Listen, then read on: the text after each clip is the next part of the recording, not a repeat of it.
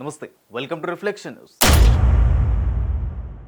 ICC champions trophy ఆతిథ్యంలో భాగంగా పాకిస్తాన్లో జరుగుతున్న మ్యాచ్లను ఓవైపు వరుణుడు వెంటాడాడు. రావల్పిండి వేదికలో 2 మ్యాచ్లు, లాహోర్లో ఆసీస్ ఆఫ్ఘన్ కీలక మ్యాచ్ వర్షం కారణంగా రద్దయ్యాయి. ఆఫ్ఘనిస్తాన్ మ్యాచ్ విషయంలో కేవలం అరగంట పాటే వర్షం కురవగా మ్యాచ్ నిర్వహణ సాధ్యం కాకపోవడంపై పాకిస్తాన్ క్రికెట్ బోర్డుపై సోషల్ మీడియాలో తీవ్ర విమర్శలు వచ్చాయి. వర్షం పడిన తర్వాత నీటిని మైదానం సిబ్బంది బయటికి పంపిన తీరు, కవర్లను తీసిన పద్ధతిని చూసి వీళ్ళ ఛాంపియన్స్ ట్రోఫీని నిర్వహించేదంటూ ఏకిపారేశారు. పాకిస్తాన్ను ఐసీసీ ఈవెంట్లు నిర్వహించే అవకాశం మరోసారి ఇవ్వొద్దని ఆగ్రహం వ్యక్తం చేశారు. పలువురు మాజీ క్రికెటర్లు కూడా గ్రౌండ్ సిబ్బందిపై విమర్శలు గుప్పించారు.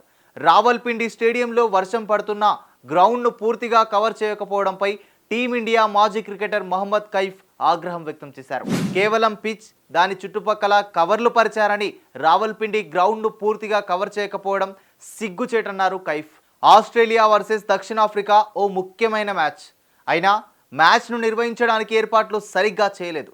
ఈ సమస్యను ఎవరూ పట్టించుకోకపోతే ఎలా అని కైఫ్ ప్రశ్నించారు. ఐసీసీ డబ్బును పాకిస్తాన్ దేనికి ఉపయోగించిందో అందరికీ తెలియాలని కైఫ్ ప్రశ్నించారు. ఛాంపియన్స్ ట్రోఫీ నిర్వహణ కోసం పాకిస్తాన్కు ఐసీసీ సుమారు 385 కోట్ల రూపాయలు బడ్జెట్ కేటాయించింది. ఇది కాకుండా దుబాయ్లో మ్యాచ్లు నిర్వహిస్తున్నందుకు అదనంగా 38.2 కోట్ల రూపాయలు చెల్లించేందుకు సిద్ధమైంది. ఈ టోర్నీ కోసం కరాచీ, లాహోర్, రావల్పిండి స్టేడియంలను పీసీబీ పూర్తిగా మార్చేయాలని ప్రయత్నించింది. కానీ ఎన్నో పనులు పెండింగ్లో పడ్డాయి. అవి కూడా తీవ్ర విమర్శలకు కారణమైంది. ఇప్పుడు ఐసీసీ డబ్బులు ఏం చేశారనే ప్రశ్నలు ఎదురవుతున్నాయి.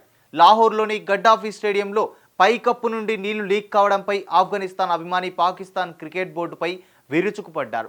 ఈ ఛాంపియన్స్ ట్రోఫీలో 10వ మ్యాచ్లో భాగంగా లాహోర్లో ఆస్ట్రేలియా, ఆఫ్ఘనిస్తాన్ తలపడ్డాయి. వర్షం అంతరాయం కలిగించిన తర్వాత ఫలితం లేకుండా ముగిసింది. కేవలం అరగంట వర్షం కురిసిన తర్వాత మ్యాచ్ తిరిగి ప్రారంభం కాకపోవడంతో పలువురు నిపుణులు స్టేడియంలోని డ్రైనేజీ సౌకర్యాలను ప్రశ్నించారు. స్టేడియంలోని పైకప్పు లీక్ కావడంపై అభిమానులు ఫిర్యాదు చేయడం, వాటి వీడియోను పోస్ట్ చేయడంపై అక్కడి పేలవమైన సౌకర్యాలపై తీవ్ర విమర్శలు వచ్చాయి. గడ్డాఫీ స్టేడియంలోని అభిమానులు పాకిస్తాన్ క్రికెట్ బోర్డు తీరును దారుణంగా తప్పుబట్టారు.